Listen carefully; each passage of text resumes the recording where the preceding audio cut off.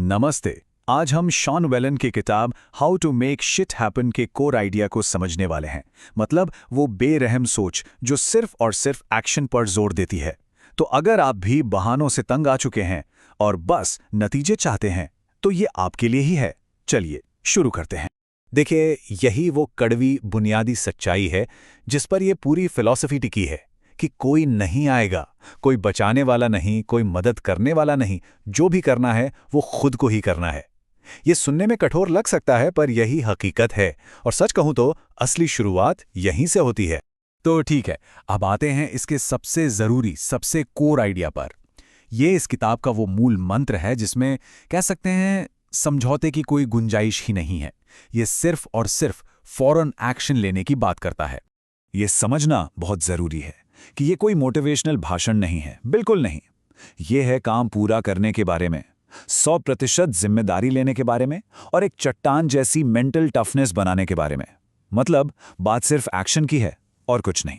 हाँ, एक छोटी सी चेतावनी जरूर है। ये फिलॉसफी थोड़ी आक्रामक है। इसमें बहानों के लिए जीरो टॉलरेंस है और ये बहुत ज्यादा पोलाइट नहीं है। लेकिन इसकी ये सीधी सपाट भाषा कोई कमी नहीं, बल्कि एक हथियार है।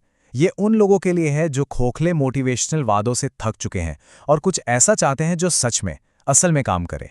अब बात करते हैं उस मानसिक बदलाव की जो शायद सबसे ज्यादा जरूरी है। देखिए, कोई भी एक्शन ना तब तक शुरू ही नहीं हो सकता जब तक हम अपनी अंदर की लड़ाई नहीं जीत लेते। मतलब अपने ही बहानों और उस विक्टिम मेंटालिटी पर काबू नहीं पा लेते।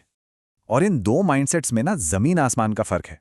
जो जीतने वाले होते हैं वो जिम्मेदारी लेते हैं, तब भी जब हालात पूरी तरह उनके खिलाफ हों। और वहीं दूसरी तरफ ये जो विक्टिम वाली सोच है, ये तो सफलता की हर उम्मीद को ही खत्म कर देती है। तो आखिर में सवाल सिर्फ एक ही बचता है, चुनना क्या है। हमारे जो आम बहाने होते हैं ना, मैं थका हुआ हूं, मेरे पास टाइम नहीं है, ये सब वो झूठ हैं जो हम खुद को रोज सुनाते हैं। और एक बात हमेशा याद रखने वाली है, अनुशासन का जो दर्द होता है ना, वो पछतावे के दर्द से हमेशा हमेशा कम होता है।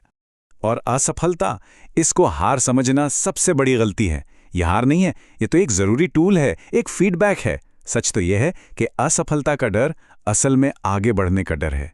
जो लोग गलती करने से डरते हैं ना, वो एक तरह से खुद को कभी आगे न बढ़ने की सजा दे रहे होते हैं।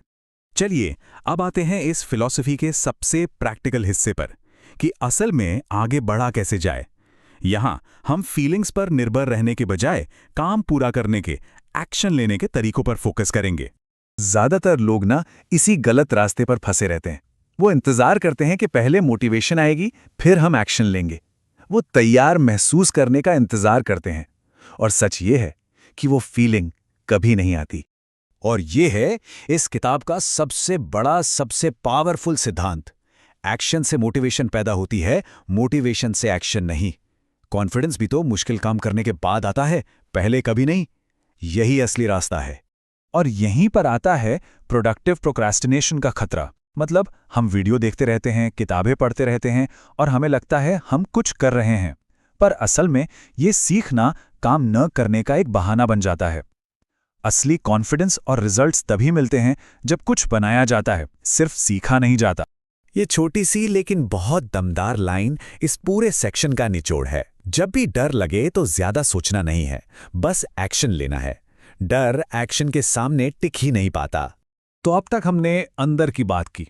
आप देखते हैं कि हमारी बाहरी दुनिया, हमारा माहौल हमारी तरक्की में कैसे मदद कर सकता है या उसे पूरी तरह बर्बाद कर सकता है।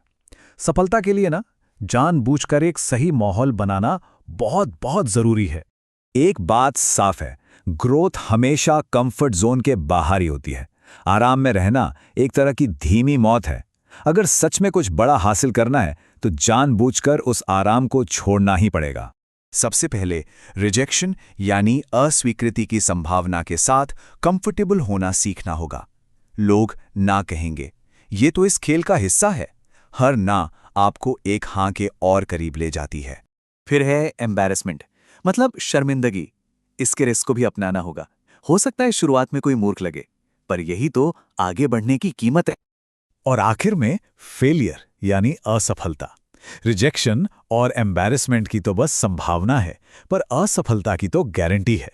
और यही सच में सीखने का एकमात्र तरीका है। एक सीधी सी बात है, आपका माहौल आपको बनाता या बिगाड़ता है। इसलिए उन लोगों से दूरी बनाना बहुत ज़रूरी है जो आपकी एनर्जी चूस लेते हैं, जो आपके एम्बिशन को ख़त्म करते हैं और आपको आगे बढ़ने के लिए कभी पुश नहीं करते। तो चलिए अब इन सभी आइडियाज़ को एक साथ जोड़ते हैं और एक ऐसे सिंपल प्रैक्टिकल फॉर्मूले की बात करते हैं जिसे रोज़ की ज़िंदगी में इस्तेमाल किया जा सके। देखिए, सफलता कोई जादू नहीं है। ये बस छोटी छोटी डिसिप्लिन आदतों का नतीजा है जो समय के साथ जुड़कर एक बहुत बड़ा असर डालती हैं। और ये सब एक फिक्स्ड डेली रूटीन से ही मुमकिन होता है। और ये है इस पूरी किताब का गोल्डन फॉर्मूला। जिम्मेदारी प्लस एक्शन प्लस अनुशासन बराबर है परिणाम। किसी भी लक्ष्य को पाने का ये एक सीधा और अटल समीकरण है। और हाँ, इसका कोई शॉर्टकट नहीं है। आखिर में ये पूरी फिलॉसफी इस एक सीधे और बिल्कुल साफ आदेश पर आकर खत्म हो जाती है। तो सब कुछ इस एक सवाल पर आकर खत्म होता है। ये फौरन एक्शन लेने की एक सीधी चुनौती है। सोचने का समय अब गया, अब करने का समय है। तो आज क्या कर दिखाएंगे?